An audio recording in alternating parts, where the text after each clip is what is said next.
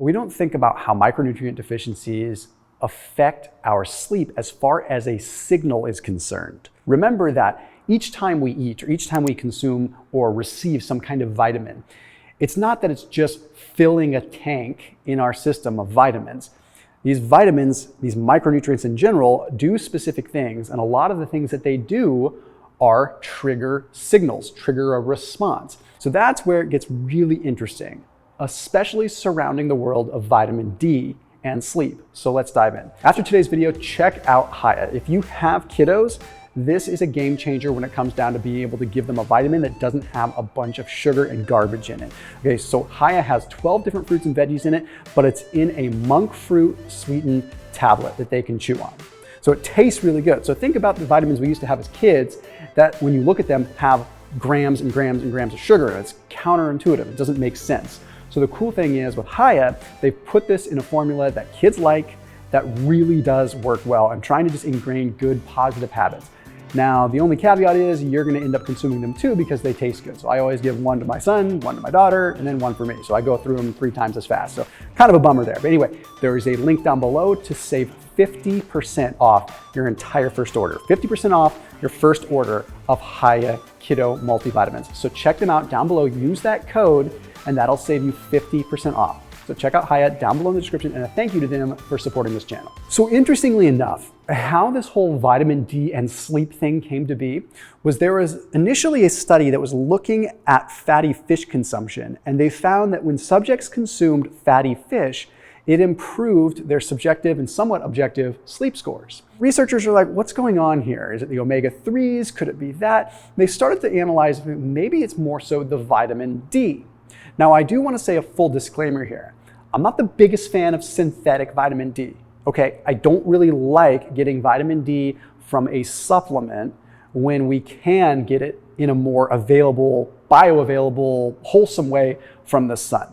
I understand that some people don't synthesize vitamin D very well and that synthetic supplementation might be one of the only ways, and I understand that. So I want to get that out in the open, because if you really are having a hard time getting your vitamin D levels up and supplementation is the only way you can get it up, then I really suggest you go that route. Okay, that being said, food isn't bad either to get it through, your vitamin D. But what's actually happening here? Okay, well, think about it from a biological sense. We get sunlight. That's one of these like light cues for us to get better sleep. We see a lot of data with light cues from the sun. We get more sun, we sleep better.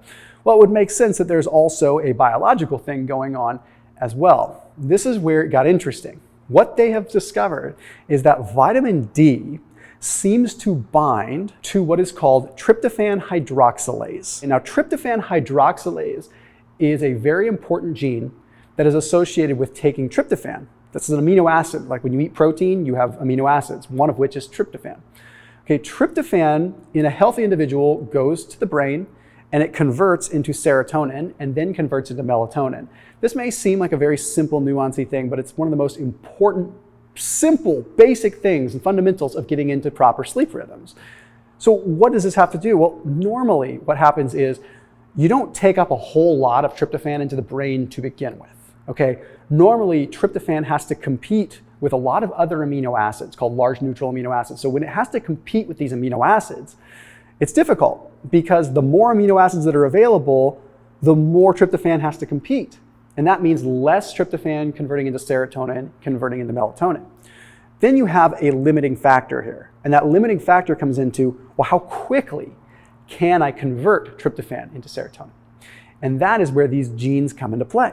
So if we have these genes that turn tryptophan into serotonin, we can ultimately sleep better. And that's pretty significant. This is where vitamin D comes in play. We have now seen that there are vitamin D receptors on tryptophan hydroxylase genes. And when vitamin D binds to these genes, it triggers more expression of these genes, which means these genes get activated more. So we release more of them. So instead of having hypothetically 5 places where tryptophan can convert into serotonin, we now have 50, right? Purely hypothetical. We're creating more of these conversion sites. This is huge, right? And we don't always look at this big picture. Now, what's important to understand here is that I personally feel we need to follow biology as far as like circadian rhythms and when we time vitamin D. Because if we're taking a vitamin D supplement to try to emulate what we would normally get from the sun, I feel like we should try to take that vitamin D supplement a little bit earlier in the day. Think about the time it actually has to pass through digestion. If it's bound to fat, it has to go through a chylomicron, it has to do all these things, right? So I suggest having your vitamin D like a few hours before bed, or even like 4 or 5 hours before bed with some food. Because what that's going to do is that's going to allow it time to digest and allow it time to sort of mimic as if you were in the sun during the day, not necessarily at night. This is the micro nuancy chronobiology stuff that I think we need to start paying attention to and how we time things. Now, if you don't want to take a synthetic vitamin D, I usually recommend like a cod liver oil. It has vitamin D in it, has bioavailable retinol A, okay, it has what are called pro-resolving mediators, which kind of helps that whole balance out. I'm a big proponent of cod liver oil, which actually makes sense when we look at this whole fatty fish study, right?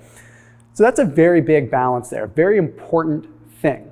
So how vitamin D influences our ability to secrete melatonin is a very important thing. And if you want to take it one step further, I would definitely recommend that you add magnesium into the mix too. Okay, vitamin D and magnesium might be two of the most powerful supplemental sleep aids that you could possibly have.